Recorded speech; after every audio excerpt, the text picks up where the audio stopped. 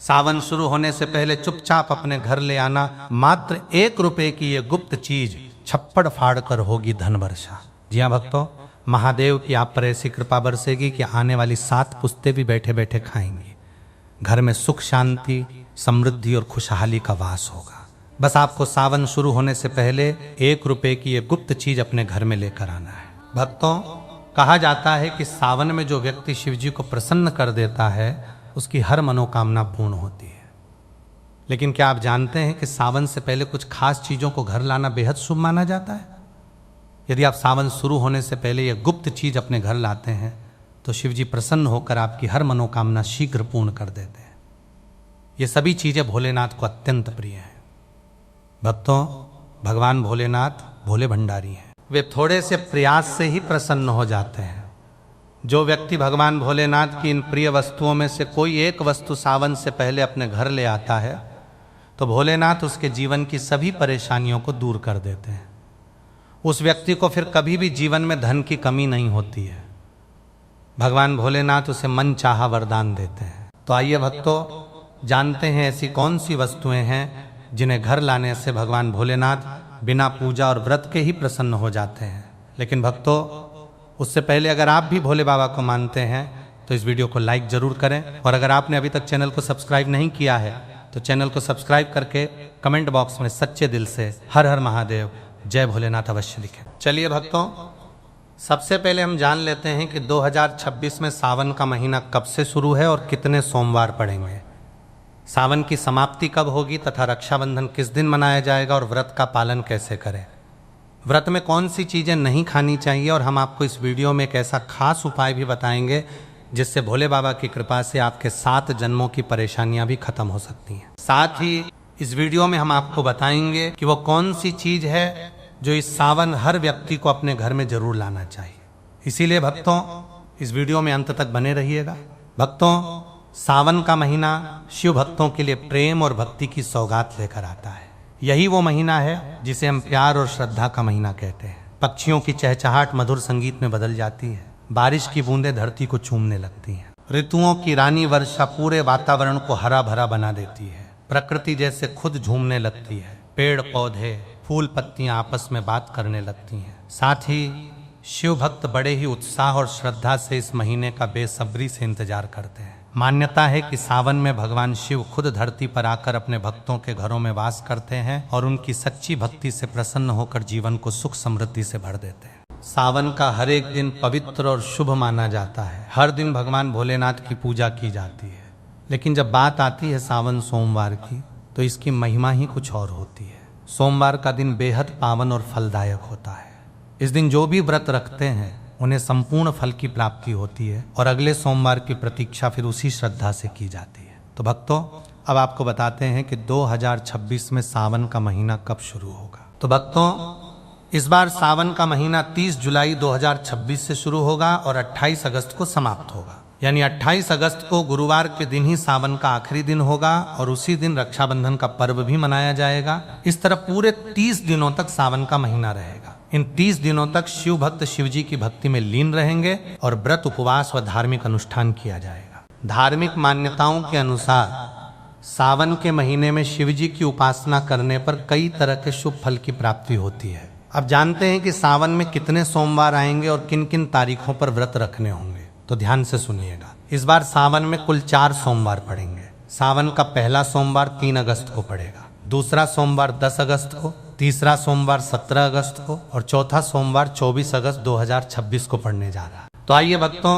अब जानते हैं उन चीज़ों के बारे में जिन्हें आपको सावन में जरूर खरीद कर लाना है। सबसे पहले जो लोग इस सावन महादेव को प्रसन्न करना चाहते हैं वे सुंदर सी इस वीडियो को लाइक करके चैनल को सब्सक्राइब कर लें और कमेंट में हर हर महादेव या ओम नमः शिवाय जरूर लिखें।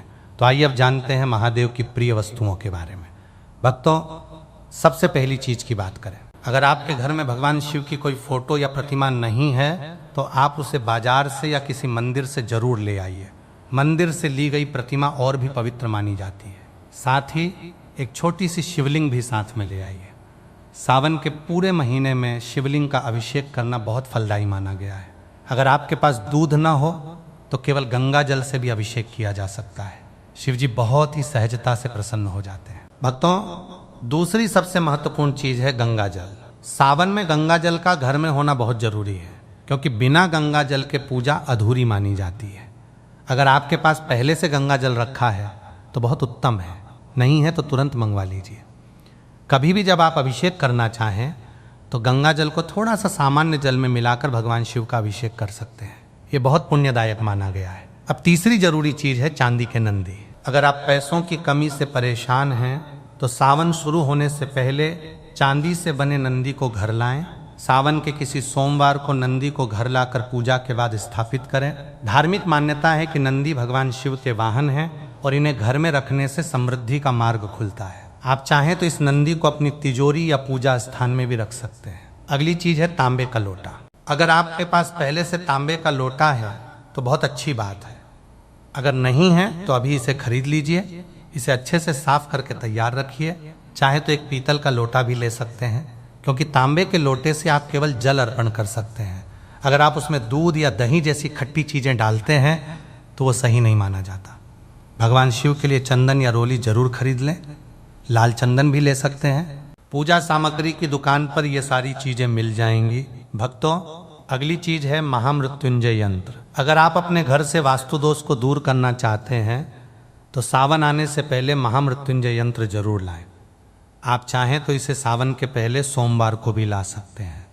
इसके बाद विधि पूर्वक भगवान शिव की पूजा करके इस यंत्र को घर में स्थापित करें। मान्यता है कि इससे न सिर्फ वास्तु दोष दूर होता है, बल्कि जीवन में आने वाली बड़ी बड़ी परेशानियां भी शांत हो जाती हैं। अब भक्तों, अगली चीज है पारद शिवलिंग। अगर आप चाहते हैं कि शिव जी की कृपा हमेशा बनी रहे तो सावन में अपने घर पारद शिवलिंग जरूर लाएं। सावन के किसी भी दिन इसे घर लाकर गंगा जल या कच्चे दूध से अभिषेक करें। मान्यता है कि पारद शिवलिंग की स्थापना से घर में सुख, समृद्धि और शांति बनी रहती है। भोलेनाथ की कृपा से जीवन में नए अवसर और सकारात्मकता आती है। अगला चीज है डमरू। अगर जीवन में रुकावटें और परेशानियां लगातार बनी हुई हैं तो सावन के महीने में डमरू जरूर घर लाएं। पूजा के समय इसे बजाएं और फिर इसे अपने घर के मंदिर में रखें। मान्यता है कि डमरू की ध्वनि से नकारात्मक ऊर्जा दूर होती है और घर का वातावरण पवित्र बनता है। इसके साथ ही वास्तु दोष भी दूर होता है और सकारात्मक ऊर्जा का संचार होता है। भक्तों, अगली चीज है बेलपत्र। बेलपत्र को शिव पूजन में सबसे आवश्यक माना गया है। शास्त्रों के अनुसार सावन में शिवलिंग पर बेलपत्र अर्पित करने से सभी पाप नष्ट होते हैं और मनचाही कामनाएं पूरी होती हैं। अगर आप बेलपत्र का पौधा घर में लगाते हैं तो यह नकारात्मक ऊर्जा को दूर करता है और घर में शांति बनाए रखता है। सावन शुरू होने से पहले बेलपत्र घर में लाकर पूजन स्थल पर रखें। फिर देखिए शिव कृपा कैसे बरसती है। तो इस सावन इन चीजों को घर लाकर आप भगवान शिव की विशेष कृपा पा सकते हैं। भक्तों, अब हम आपको सावन की पूजा से जुड़ी कुछ जरूरी चीजें भी बता देते हैं जो आपको सावन के महीने में भगवान शिव की पूजा के लिए पहले से ही तैयार रखनी चाहिए और कौन कौन सी चीजें खरीदनी चाहिए। कई बार क्या होता है, हम छोटी छोटी चीजें भूल जाते हैं कि क्या खरीदना है और क्या नहीं। कंफ्यूजन बना रहता है। लेकिन अगर आप पहले से ही ये चीजें खरीद कर रख लेंगे तो पूजा के समय कोई अड़चन नहीं आएगी और पूजा सरल और सफल हो जाएगी। सबसे पहली चीज है भस्म। भस्म भोलेनाथ को सबसे अधिक प्रिय है। सावन मास में आप शिव मंदिर से भस्म लाकर पूजा स्थल में रख सकते हैं। इस भस्म के साथ शिव पूजा करने से बहुत लाभ होता है और बची हुई भस्म को तिजोरी में या धन संग्रह के स्थान पर रखा जा सकता है। इससे धन की कभी कमी नहीं होती और भोलेनाथ की कृपा से सभी कष्ट दूर हो जाते हैं। भक्तों, दूसरी चीज है रुद्राक्ष। रुद्राक्ष भी भोलेनाथ को अत्यंत प्रिय है। मान्यता है कि शिवजी साक्षात इसी रुद्राक्ष में निवास करते हैं। रुद्राक्ष को सावन माह में घर लाने से सुख, सौभाग्य और समृद्धि की प्राप्ति होती है। इसके अलावा शिवजी की कृपा से जीवन की कई समस्याओं से छुटकारा मिल जाता है। भक्तों, रुद्राक्ष एक प्रकार का फल होता है। इसे शिवजी का ही अंश माना जाता है। शिव पुराण में बताया गया है कि रुद्राक्ष की उत्पत्ति शिवजी के आंसुओं से हुई है। अगर आप रुद्राक्ष की माला धारण करने के बारे में सोच रहे हैं तो सावन का महीना इसके लिए सबसे उत्तम है। मान्यता है कि रुद्राक्ष को धारण करने से न सिर्फ आपके ऊपर सभी प्रकार के अशुभ ग्रहों का प्रभाव कम होता है, बल्कि यह शांति और सुकून भी प्रदान करता है। दो मुखी रुद्राक्ष को धारण करने से आप अपने परिवार के लोगों में संतुलन स्थापित कर सकते हैं। भक्तों, आप चाहें तो गौरी शंकर रुद्राक्ष को पहनकर अपने वैवाहिक संबंधों में मिठास को बढ़ा सकते हैं। भक्तों, अगली वस्तु है गंगा जल। भोलेनाथ को जल एवं गंगा जल दोनों ही प्रिय होते हैं। यही वजह है कि शिवलिंग पर बस एक लोटा जल चढ़ाने से ही शिवजी प्रसन्न हो जाते हैं। गंगा जल महादेव को अत्यधिक प्रिय है। गंगा जी को महादेव ने अपने सिर पर विराजमान किया हुआ है। ऐसे में यदि आप सावन के महीने में गंगा जल लाकर उसे शिवजी का अभिषेक करें तो आपको उनका आशीर्वाद जरूर प्राप्त होगा। भोलेनाथ आपके घर में धन की वर्षा कर देंगे। आपको कभी आर्थिक तंगी का सामना नहीं करना पड़ेगा। थोड़ा सा गंगा जल सावन के माह में अपने मंदिर में लाकर अवश्य ही रखना चाहिए। ऐसा करने से भोलेनाथ का आशीर्वाद सदा बना रहता है। अगली चीज है बेलपत्र। भक्तों, पौराणिक कथाओं में शिव पूजा में बेलपत्र के महत्व को बताया गया है। मान्यता है कि सावन मास में शिवजी को बेलपत्र अर्पित करने से हर मनोकामना पूर्ण होती है। लेकिन यदि सावन माह में बेलपत्र आसानी से न मिले तो आप चांदी का बेलपत्र बनवाकर उसे घर ले आएं और फिर उसे धोकर रोजाना शिवजी को अर्पित करें। सावन माह के बाद इसे अपने धन रखने के स्थान पर तिजोरी में रख दें। भक्तों, ऐसा करने से भगवान भोलेनाथ की कृपा से घर में सुख समृद्धि बनी रहती है और कार्य में आ रही रुकावटें दूर हो जाती हैं। अगली वस्तु है पारद शिवलिंग। पारद और शिवजी का एक खास संबंध माना जाता है। कहते हैं यदि सावन में पारद शिवलिंग को घर लाकर उसकी रोज पूजा की जाए और अभिषेक किया जाए तो आपके ऊपर से हर तरह के दोष समाप्त हो जाएंगे। यह भी मान्यता है कि जो भक्त पारद शिवलिंग की पूजा करता है, भगवान महाकाल उसकी स्वयं रक्षा करते हैं। यह शिवलिंग घर में सुख और शांति लाता है। इससे घर में कोई बीमारी नहीं रहती और धन धान्य में भी वृद्धि होती है। भक्तों, अगली चीज है त्रिशूल। त्रिशूल भगवान भोलेनाथ का अस्त्र है। ये हमेशा भगवान भोलेनाथ के साथ रहता है। भक्तों, त्रिशूल को बहुत पूजनीय माना जाता है क्योंकि ये 3 लोक और त्रिदेवों का प्रतीक माना जाता है। भगवान भोलेनाथ के साथ त्रिशूल का भी पूजन किया जाता है। त्रिशूल का पूजन करने से नकारात्मक ऊर्जा का नाश होता है और शत्रुओं से लड़ने की ताकत भी मिलती है।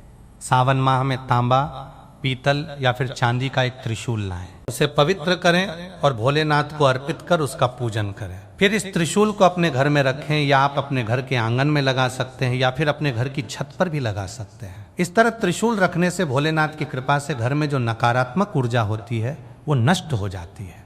घर में बुरी शक्तियों का प्रभाव कम हो जाता है।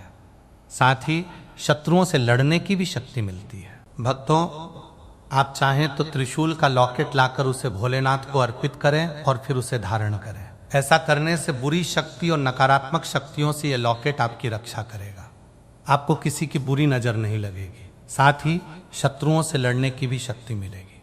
भक्तों, अगली चीज है डमरू। शिवजी का डमरू और उसकी आवाज दोनों ही हिंदू धर्म में बेहद महत्वपूर्ण माने गए हैं। पौराणिक कथाओं के अनुसार डमरू की ध्वनि से बुरी शक्तियों को तबाह किया जा सकता है और घर में मौजूद बुरी शक्तियों का नाश करना हो तो सावन के पवित्र महीने में घर में डमरू अवश्य ले आएं। भोलेनाथ को अर्पित किए हुए इस डमरू को रोजाना संध्या काल पूजन के समय अवश्य बजाएं। ऐसा करने से घर में मौजूद नकारात्मक शक्तियां जो होती हैं उनका नाश हो जाएगा। अगर किसी बच्चे को डर लगता है तो आप इस डमरू को उस बच्चे के कमरे में भी रख सकते हैं। भक्तों, ऐसा करने से बच्चे को किसी प्रकार का भय नहीं रहेगा। भक्तों, अगली चीज है नाग। भगवान शिव के गले में नाग देवता विराजमान होते हैं। यही कारण है कि हिंदू धर्म में नागों की पूजा का अत्यधिक महत्व है। चांदी या तांबे के नाग सावन के महीने में घर ले आएं और इसे घर के मुख्य द्वार के आसपास रख दें। भक्तों, आप घर के अंदर भी मुख्य द्वार के पास इसे रख सकते हैं। यदि आपको चोरी होने का डर है तो आप इसे छुपा कर रख सकते हैं और रखने से पहले आप इसे पवित्र कर इनका पूजन अवश्य करें।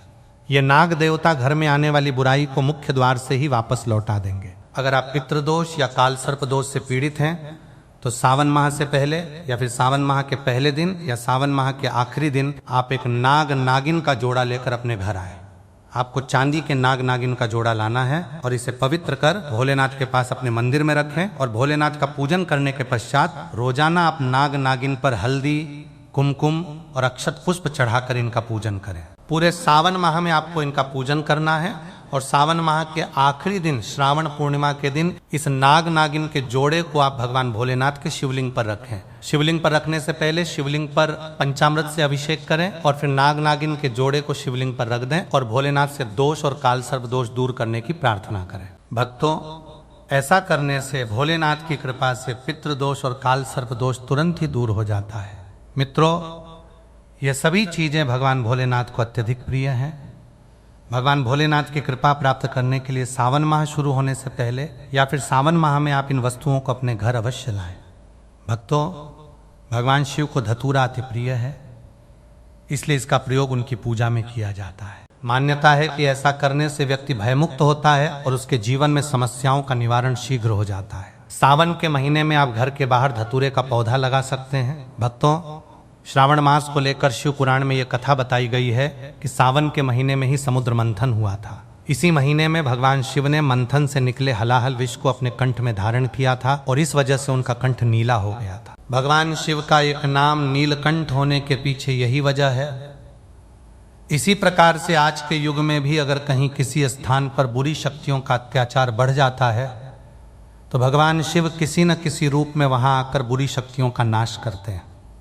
भक्तों, शास्त्रों के अनुसार माना जाता है कि एक त्रिशूल अगर किसी मंदिर में भेंट किया जाए या अपने हाथों से खुद लगाया जाए तो ऐसे व्यक्ति को जन्मों तक गरीबी का सामना नहीं करना पड़ता। भगवान शिव की कृपा ऐसे व्यक्ति पर हमेशा बनी रहती है। सावन सोमवार पर मंदिरों में एक त्रिशूल अवश्य दें। खास सावन सोमवार के दिन ही ऐसा करें, लेकिन बाकी दिन भी आप ऐसा कर सकते हैं। भक्तों, सावन सोमवार पर मोरपंख अवश्य घर में लाना चाहिए। किसी खास मौके पर ही मोरपंख घर में लाना चाहिए। यह बहुत ही शुभ और मंगलकारी माना जाता है। मोरपंख कई शक्तियों से भरा पड़ा है। जहाँ होता है मोरपंख, उस घर में गरीबी कभी नहीं आती।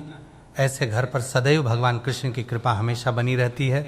भक्तों, आगे की जानकारी बताने से पहले आपसे एक रिक्वेस्ट करते हैं कि अगर आप इस चैनल पर नए हैं तो चैनल को सब्सक्राइब करके वीडियो को एक लाइक जरूर करें। साथ ही आप अपनी राशि को कमेंट बॉक्स में जरूर डाल दें, क्योंकि हम राशि से जुड़ा भाग्य भी बताते हैं और भाग्य में चल रही परेशानियों को तत्काल दूर करने के लिए आसान से आसान उपाय भी बताते हैं। इसलिए आप अपनी राशि कमेंट बॉक्स में जरूर डाल दें। भक्तों, अब बात करते हैं हरी और लाल चूड़ियों की, जो सावन में बहुत महत्व रखती हैं। आप अभी से हरी चूड़ियाँ और लाल चूड़ियाँ खरीद कर रख लें। पहले सावन सोमवार को ही इन चूड़ियों को माता गौरी को चढ़ा दें, फिर पूरे सावन में आप इन्हें पहन सकती हैं। अगर चाहें तो आगे पीछे लाल चूड़ी भी पहन सकती हैं, जो माता पार्वती के लिए होती है। हरे रंग की चूड़ी शिव जी को प्रिय है और जब भी आपको कांच की हरी लाल चूड़ियाँ मिलें, जरूर खरीद कर पहले से रख लें। अब एक और महत्वपूर्ण बात महिलाओं के लिए है।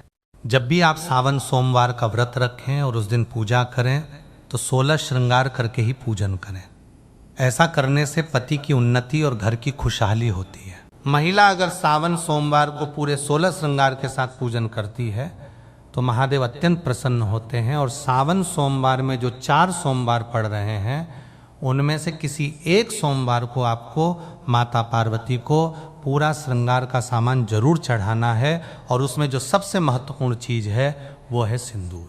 सिंदूर आप माता रानी को जरूर चढ़ाएं, क्योंकि इससे माता रानी आपके सुहाग की रक्षा करेंगी और आपके पति की आयु और तरक्की में आशीर्वाद देंगी। भगवान शिव के लिए चंदन या रोली जरूर खरीद लें। लाल चंदन भी ले सकते हैं। पूजा सामग्री की दुकान पर ये सारी चीजें मिल जाएंगी। तो भक्तों, ये सभी बातें बहुत जरूरी हैं जो आपको सावन शुरू होने से पहले ही प्लान करके रखनी चाहिए, ताकि जब सावन आए तो आप पूरी श्रद्धा और नियम के साथ भगवान शिव की पूजा कर सकें।